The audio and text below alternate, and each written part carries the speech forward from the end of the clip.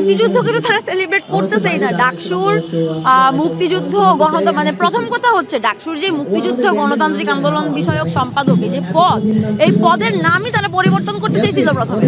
এটা নিউজে আছে, এটা জানুয়ারি মাসের নিউজ, 2025 সালে জানুয়ারি বা ফেব্রুয়ারি মাসের।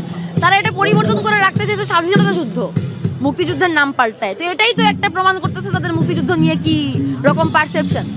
এবং আপনি যে দেখবেন মুক্তিযুদ্ধ গণতান্ত্রিক আন্দোলন বিষয়ক যে সম্পাদক ডাকসুর ফাতিমা তাসনিম জুমা, তাকে সকল বিষয় নিয়ে মন্তব্য করতে দেখা যায়, সকল কিছু দিয়ে। ব্যাডমিন্টন কোর্ট নিয়ে ঝামেলা হয়েছে ডাকসুর সামনে, সেটা নিয়েও তার অনেক চিন্তা, সেটা নিয়েও তার অনেক কি বলে উদ্বেগ সে আপনি, এবং তার প্রত্যেকটা জায়গায় স্টানবাজি এবং ফাপড় তার নেওয়াই লাগবে।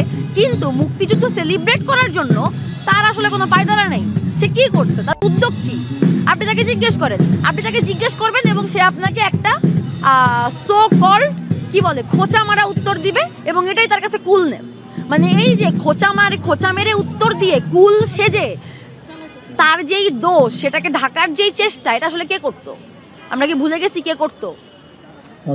4 আগস্ট 2024 পর্যন্ত এটা কে করছে?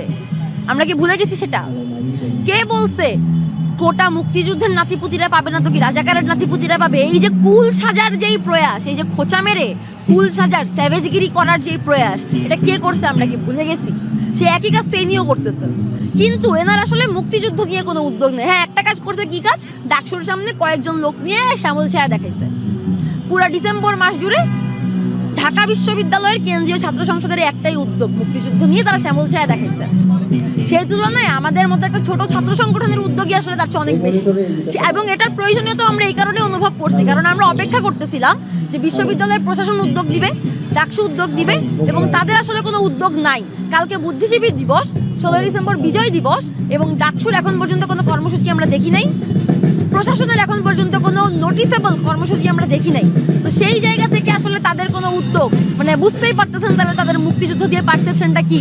এবং তারা এই পুরোটা টাইম কি করছে, বিশ্ববিদ্যালয় বন্ধ করে নিজেরা গিয়ে প্রচারণায় নেমে পড়ছে জামাতের ক্যান্ডিডেটদের, তাই না? এটা কি তাদের করার কথা? একজন ঢাকা বিশ্ববিদ্যালয়ের ভিপি, ঢাকা বিশ্ববিদ্যালয়ের ডাকসুর ভিপি, সে গিয়ে জামাতের প্রচারণা করতেছে। মানে এইটার চেয়ে মানে এই যে এতদিন লেজুর বৃত্তিক ছাত্র রাজনীতি, লেজুর বৃত্তিহীন ছাত্র রাজনীতি, এত যে জারগন কপচানো হয়েছে, এত যে ফাঁকা বুলি আউড়ানো হয়েছে, এগুলার আসলে তাদের ভ্যালিডিটি কি? মানে আপনি দেখেন, মানে এই দলটা, এই প্যানেলটা, এই অ্যাফিলিয়েটেড লোকগুলা, এরা যেই মুনাফিকিটা 71-এ করছে, যেই মুনাফিকিটা, যেই গুপ্তগিরি তারা গত মানে বাংলাদেশের জন্মের পর থেকে করে গেছে, তারা এটা এখন এসেও একই রকম মুনাফিকি